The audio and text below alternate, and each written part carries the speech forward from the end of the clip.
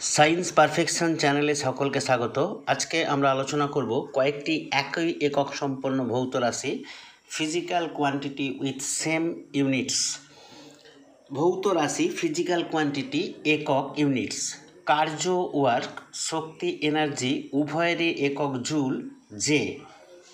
बल फोर्स ओजन वेट उभयेरই एकक newton N.